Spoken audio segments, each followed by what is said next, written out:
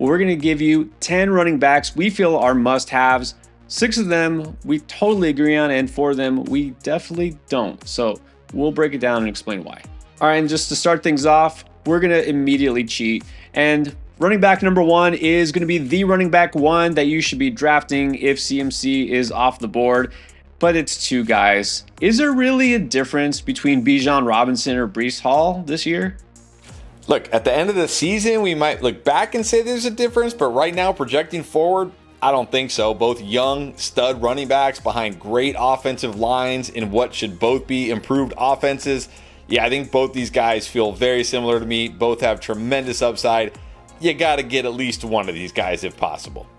Agree. I mean, as far as the order, I don't think it matters much. I think you barely have Breece above Bijan, and I barely have Bijan above. It's not even like a 1A, 1B thing. It's like a 1A, 1B, whatever. I'm happy with either one. They're both first-round values. So if you can grab one of those players early, you're pretty much set, and you can go anchor RB the rest of your draft. RB number 2 that we both agree you want to have if possible. I've come around on Jahmyr Gibbs. I think he's worth the first-round pick, late in the first round, granted. And, I mean, you see that this guy has massive ceiling. Yeah, massive ceiling, massive touchdown ceiling in this offense, massive big play ceiling in this offense, massive pass-catching upside in this offense. I know some people worried about the hamstring, but from what we've heard, it sounds like he's going to be fine, no issues going into week 1. Remember, last year he missed 2 games with a hamstring issue, came back and was great, so I'm not worried about it. Still think Jahmyr Gibbs is an absolute must-have. And the next must-have, Derrick Henry, I called a league winner way back early in the preseason. Moving to Baltimore is just going to make him better. Now, you haven't always been on King Henry, but of course, things have changed for the better. Yes, things have changed for the better. Look, we're never going to see 1,500 plus rushing yard Derrick Henry ever again, more than likely. But we're still probably going to see 1,100, 1,200 yard rushing Derrick Henry and potentially 15 plus touchdown Derrick Henry in this offense. So yes, I am all on board Derrick Henry on the Ravens. And then we're still talking RB1 as far as top 10 fantasy finish potential. Isaiah Pacheco has to fit the bill. I mean, you're all over Pacheco as a potential league winner. And yeah, I'm drafting him still as an RB1 if he's available. Yep, the guy I've talked about a bunch, checks every single box here. Explosive ability. We know there's massive touchdown upside in this offense. And I think he can get to that 60 catch mark this year. And if he does, he will be a league winner. And I'm pleasantly surprised that the 5th running back we both think is a must-have is someone that you've come around on, Kenneth Walker, because it looks like he might actually catch some passes this year alongside being an explosive runner. Yeah, what year is it? I got Derrick Henry and Kenneth Walker as must-draft running backs because this is another guy I've said the first 2 years of his career, like, yeah, Kenneth Walker's a great running back. Kenneth Walker will have those weeks where you're happy you have him, but there's going to be a lot of weeks where you kind of wish you didn't have him, and I think we saw that last year. But now we're hearing talk from this new coaching staff, new offensive coordinator. They view Kenneth Walker as a 3-down back, a pass-catching back. If he truly is a 3-down pass-catching back, Kenneth Walker also has a league-winning upside. And then you know that if we're talking must-have at running back, you want someone who's a workhorse. I think Zamir White is going to be a workhorse because who else is legitimately going to threaten his workload? He's got the rushing ability. He's got the power. He's got the goal line ability. He's going to be the back who I think pretty much does everything in that backfield. Yeah, and I think people are still sleeping on Zamir White primarily because he's on the Raiders, of course. And I think a lot of people just view Zamir White as like a 2-down, like grinder, bruiser type of running back. But this guy had a 96 percentile speed score. He's a burner. And look, in the 4 games he started last year, despite not being labeled as a pass catcher, he had 9 catches. I think he'll catch enough passes. He's going to get the goal line work. And I think this Raiders offense is going to surprise people. No, they're not going to be one of the best, but I think they're going to be better than people think. So Zamir White, one of the best values. I also think Zamir White has league-winning upside this year. And I'll just say that with Gardner Minshew, as of right now, the starting quarterback, game manager, Minshew, that just makes me more confident this team is going to be run first and not air it out that much. Do you want to win your fantasy league but don't have time to do all the research? Are you tired of drafting mediocre teams and then having to constantly hope you hit it big on the waiver wire just to compete? Do you wish you could have a fantasy expert like Pierre or myself with you while you draft? Well, now you can. With our app Draft Lane and our live draft pilot, we will guide you through every pick of your draft and tell you exactly which players we would pick if we were on the clock. Our proprietary algorithm will take into account your league settings, scoring, and roster requirements to identify the best picks every time you are on the clock to ensure you have a winning team from week one. It's the closest thing you can get to having us there drafting with you. Get the biggest edge in fantasy football. Just go to your app store and search for Draft Lane and download it today and get ready to dominate your draft. All right, so we're in lockstep on those 6 running backs, technically 7, that we think you just got to have if you have the opportunity to draft them. Now, 4 running backs, though we don't necessarily see eye to eye on as far as draft value. Look, when you get to the range where you're looking for a workhorse in the middle rounds, like a Zamir White, you can also find someone like Rhamondre Stevenson. I have to admit, I'm backing off a little bit, but you're not. I'm not backing off on Rhamondre Stevenson at all. I'll say I like Zamir White a little bit more, of course. That's why he was in the no doubt here. But I still really like Rhamondre Stevenson. I think he's going to be a guy you're going to want on your fantasy team this year. So far, through the first 2 preseason games, he's played 73% of the snaps with the starters. That is elite workhorse territory right there. Antonio Gibson is going to be nothing more than just a change of pace back. And when you look at the Patriots offense, no, they're not going to be one of the best offenses. They're probably going to be bottom 10 in offense. But with Jacoby Brissett or Drake May at some point, there's going to be a ton of checkdowns for Rhamondre Stevenson. Remember, 2 years ago, he averaged 5.2 targets per game. He averaged 4.3 targets per game last year. We've seen running backs like just last year, Rashad White, who didn't do a ton on the ground, didn't score a ton of touchdowns, was a fantasy stud just because of that pass catching. I think that's going to be Rhamondre Stevenson this year. And despite, people saying he was bad last year, he really wasn't that bad. He had 13 or more PPR points in 7 of the 12 games he played last year, and that even includes the game where he got hurt. And he had 18 or more PPR points in 3 of those games. He just wasn't as good as people hoped because he was a 3rd round pick, but now he's like a 7th, 8th round pick this year. Maybe 6th on ESPN where everybody's just so starved for running backs on that format, but even there, it's a value. And look, if Rhamondre can become anything close to what he was 2 years ago, he's going to be an absolute steal in drafts this year. So I'm still all about Rhamondre Stevenson this year, a workhorse running back you can get in kind of the mid-late type rounds of your fantasy drafts. And I was on board with all of that. My concern now that we're a little deeper into the preseason is that the Patriots might not just be one of the lesser offenses. I'm legitimately worried they might be the worst offense in the NFL. It's possible because we thought, well, at least with Jacoby Brissett, he can manage the game, move the ball, and, they can score some points. And he has not looked good at all. I don't even know if he'll be the starter. Drake May is not ready yet. You got a rookie head coach. Like a running back on a bad offense that doesn't score points, it's not a recipe for success. I mean, does that play into your mind at all when you draft him? Sure, and definitely you have to take that into consideration. But again, I think where you're drafting him in drafts, it's okay. I mean, even 2 years ago when he had that great season, he only scored 6 total touchdowns that year. He did all of his damage or most of his damage in the receiving game. I think that's going to be the case again this year. So sure, I'm not saying Rhamondre Stevenson is going to be a top 5, top 10 running back, but if he can be a top 15 running back where you're drafting him, that's going to be great. All right, so a little bit after that, there's a running back I'm still high on. I feel like I was one of the highest on Bijan Robinson last year, and he had a pretty good season. Did slow down a little bit at the end, but I mean, overall, pretty successful. He almost kind of came out of nowhere because nobody had any expectations of him.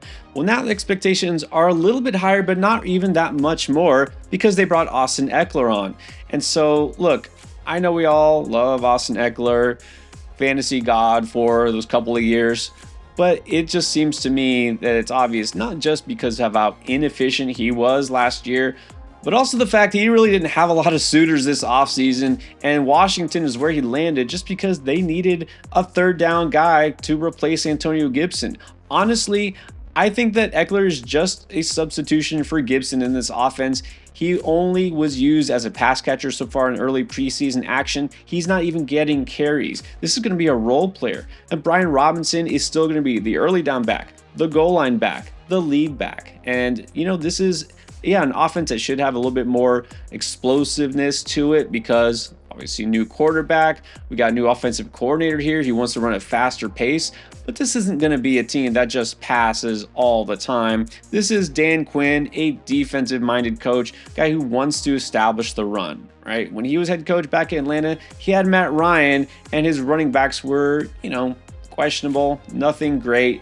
Bijan Robinson is not an amazing running back, but he's the lead back on an offense that's going to run a lot of plays and is going to be much better than last year. So I think he's going to do even better in fantasy than he did last year, and he was already pretty good.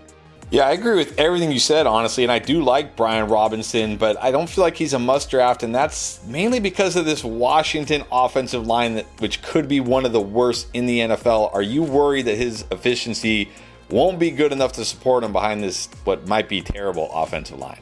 Yeah, like the O-line is definitely not good, but here's the thing, it wasn't good last year, so I don't really see him dipping at all. At least they have a quarterback who won't throw mad interceptions like Sam Howell or whoever else was out there.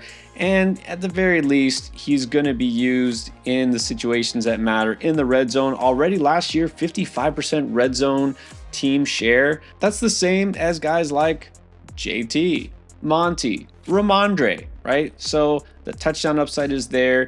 He's going to be the lead back here for a pretty good offense. So I really don't think that the floor is that low. And look, again, he's being drafted typically outside the top 100. So there's really not that much risk. And now you like another guy who's clearly the number one running back in his team and is available even later. How is that possible?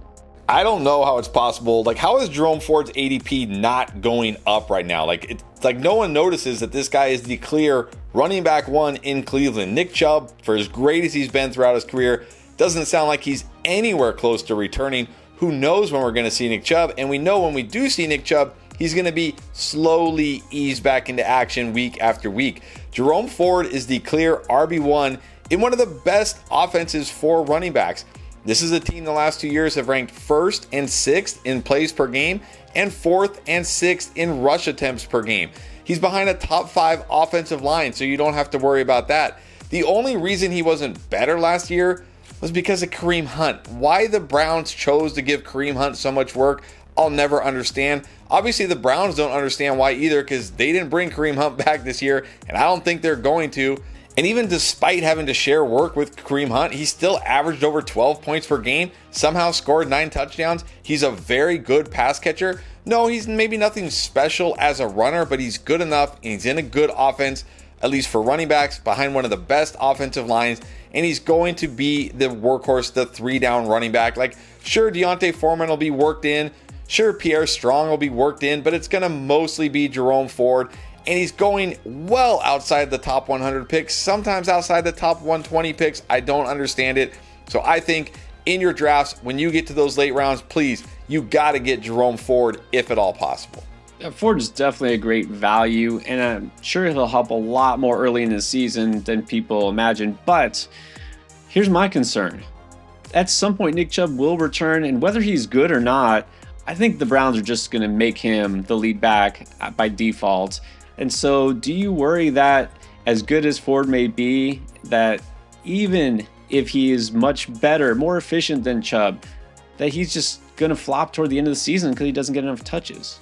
I don't think so. I think best case for Nick Chubb truthers is it'll be 50-50 by the end of the season. And I think that's really best case because, again, we're talking about a 29-year-old running back coming off a devastating knee injury. Usually for, like, even look at Breece Hall last year who had a clean ACL tear. It wasn't until a little over a year after his surgery that Robert Saleh finally said, like, okay, we're going to give Breece Hall more of the work. And he was still terrible, but it's just Dalvin Cook was worse. So they had to give Breece Hall the work.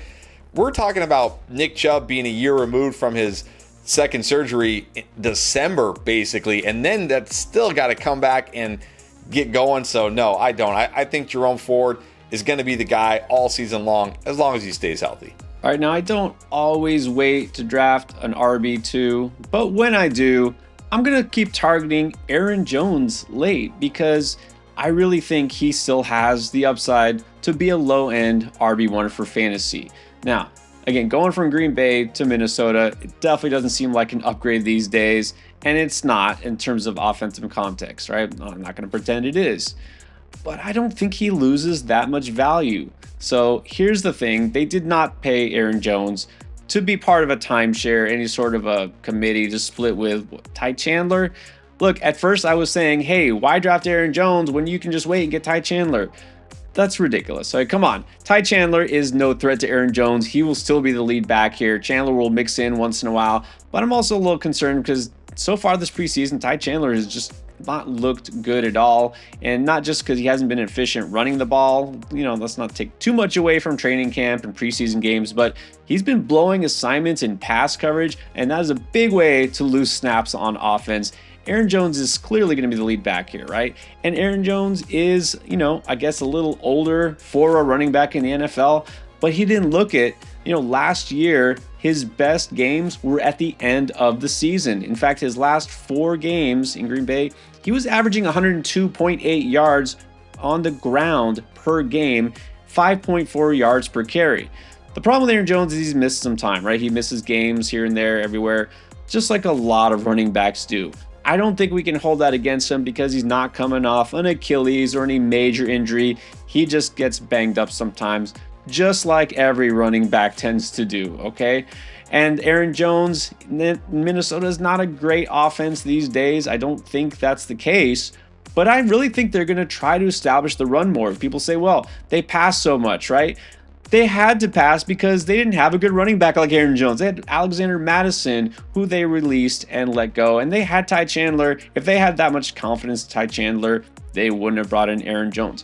I think they're going to try to run the ball more. Aaron Jones is still a great receiver out of the backfield. I think he's going to get slept on by a lot of people. Yeah, I agree. People are sleeping on him, and I'm probably kind of sleeping on him. I'm not totally out on Aaron Jones. If he falls far enough, I'll pull the trigger on him, but I'm worried about a 30-plus-year-old running back who's only played a full season once in his career and only played 11 games last year. How worried are you that we're going to see Aaron Jones miss significant time this year? I mean, it's always a concern. I can't pretend it isn't. But again, look at all the running backs who are going in that same range. James Conner misses games every season. He just got a rookie running back drafted to, complement him, replace him, who knows? I think there's bigger risk there. We look at DeAndre Swift. He's had plenty of injuries. He might be part of a 3-man committee legitimately just because that's how that head coach rolls. I mean, there's risk with all these players. And of course, every running back can have injuries and will have injuries. So I'll take a bet on the guy who is least efficient when he gets the ball and still has that big game upside as he showed late last season. So those are 10 running backs we mostly agree you got to have in drafts at some point. You want to know which receivers we feel the same about? You got to watch this.